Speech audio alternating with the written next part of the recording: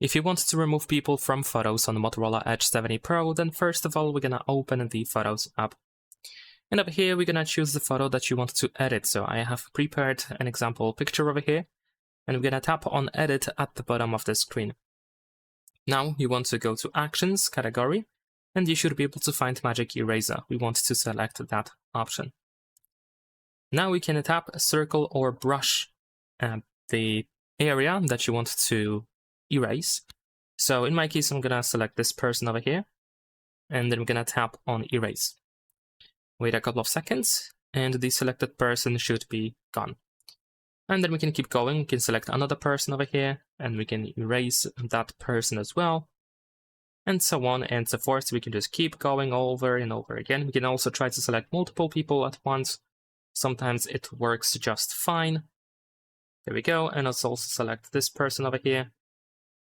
Let's see if we can fix the selection slightly. Maybe we can just tap.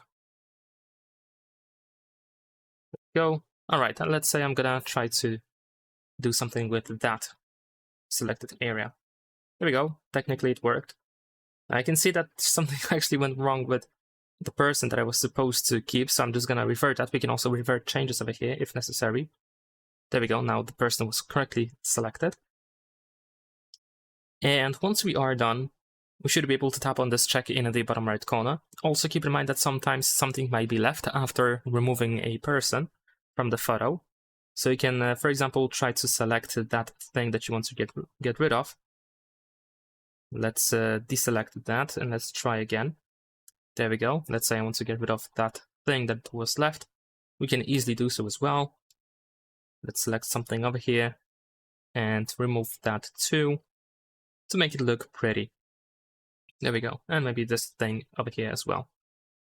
So once you are done, here in the bottom right corner, you will have this check. There we go. So we can use it to save the changes, and then we can save as copy. And that's pretty much it. Leave a like and subscribe.